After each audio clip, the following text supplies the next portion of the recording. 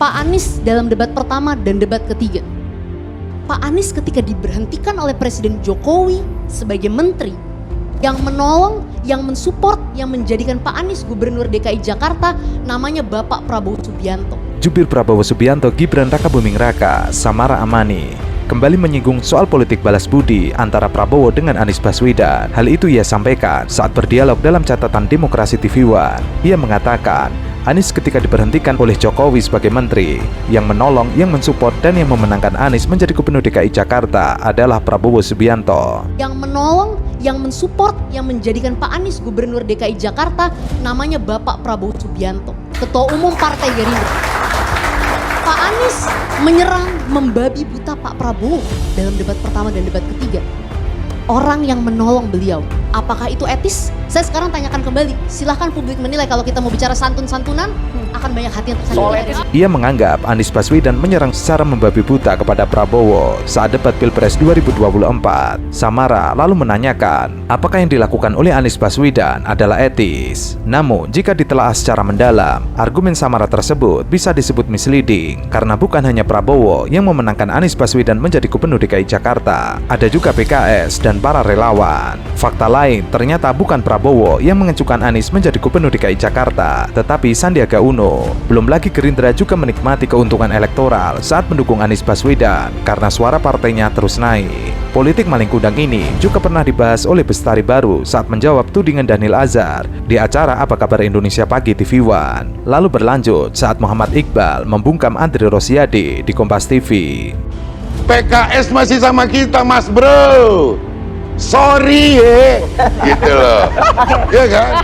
Juru bicara Capres nomor urut 2, Daniel Azhar Simanjuntak, dibuat terdiam oleh komentar jubir Capres nomor urut 1, Bestari Barus. Hal itu akibat tuduhan dari Capres nomor urut 2, Prabowo Subianto, yang menyebut Anies Baswedan memainkan politik malin kundang.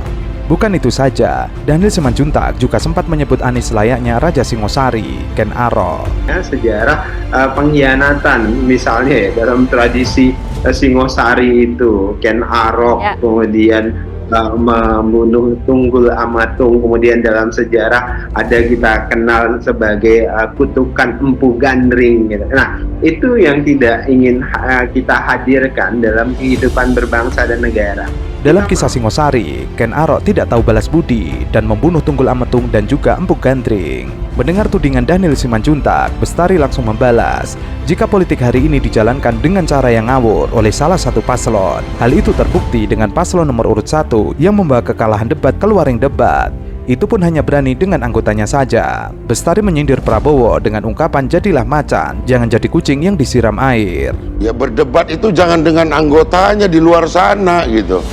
Di dalam. Bukan debat, Bang, mengingatkan itu. Artinya dia menyampaikan sesuatu itu seharusnya punya keberanian, macam-macam betul gitu. Macan betul, jangan kucing yang kesiram air.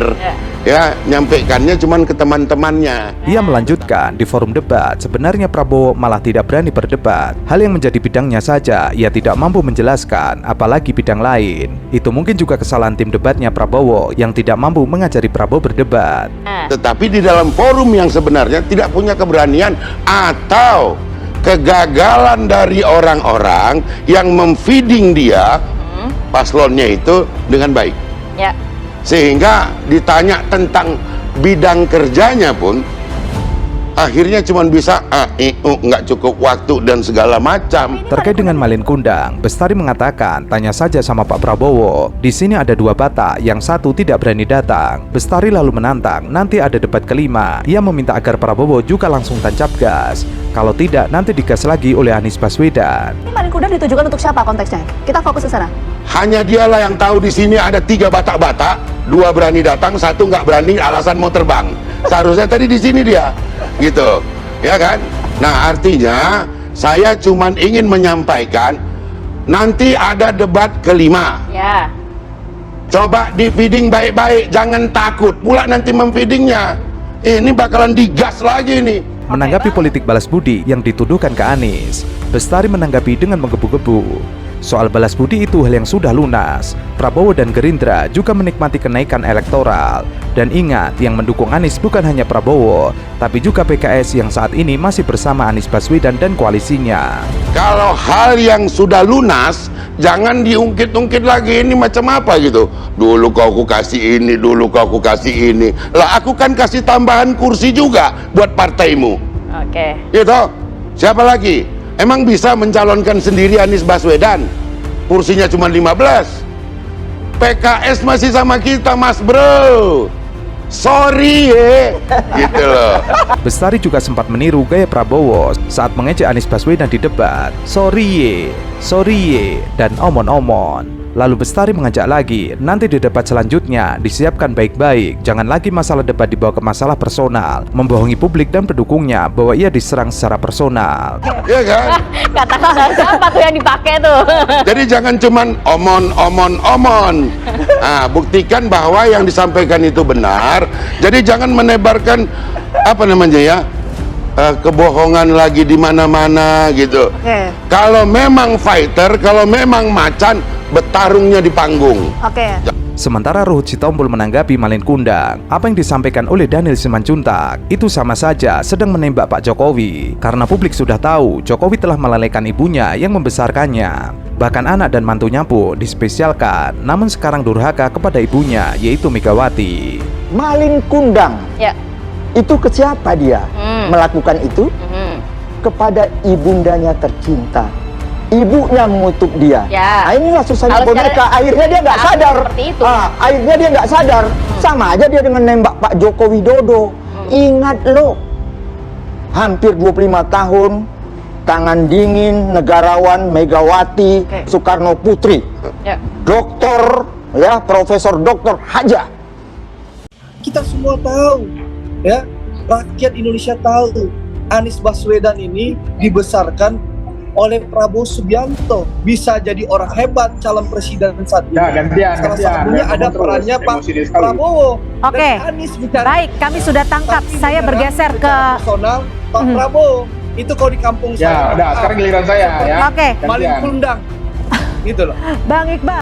Juru bicara tim kampanye pasangan calon presiden wakil presiden nomor urut 2 Prabowo Subianto Gibran Rakabuming Raka, Andre Rosiade, mengibaratkan capres nomor urut 1 Anies Baswedan seperti maling kundang. Pernyataan Andi tersebut disampaikan dalam dialog Kompas petang, membahas respon Prabowo pasca debat ketiga Pilpres 2024. Andre mengatakan, jika berbicara tentang etika, semua rakyat Indonesia mengetahui bahwa ada peran Prabowo Subianto dalam perjalanan politik Anies Baswedan. Ia mengatakan, bicara soal etika, kita semua tahu, rakyat Indonesia tahu Anies Baswedan ini dibesarkan oleh Prabowo Subianto. Bisa jadi orang hebat, calon presiden saat ini salah satunya adalah peran Pak Prabowo. Anies bicara etika, tapi menyerang secara personal Pak Prabowo.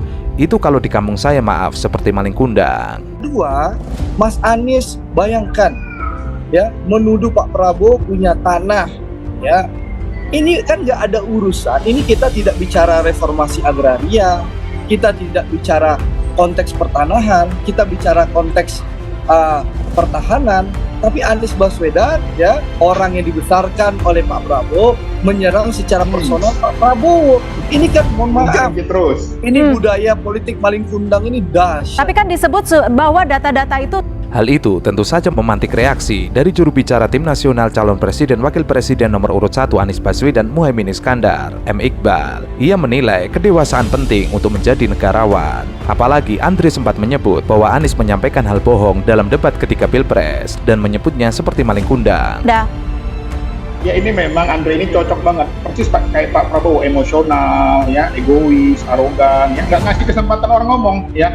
Jadi memang yang kita sampaikan adalah Ditahan dulu, Bang Andre. Anda menyerang. Bang Andre ditahan, silakan, Mas Iqbal. Sekarang giliran saya, ya. Anda harus belajar dari negarawan. Orang kalau negarawan itu habis debat, ya udah selesai, salaman, cipika-cipiki, ya. Karena memang nggak sesuai dengan tagline-nya, menuduh orang pengkhianat, ya. Menuduh Pak Anies mengkhianati Prabowo mengkhianati seluruh rakyat Indonesia yang memilihnya. Santai aja. Iqbal mengatakan memang Andre ini cocok banget, persis seperti Pak Prabowo, emosional, egois, arogan, gak ngasih orang ngomong.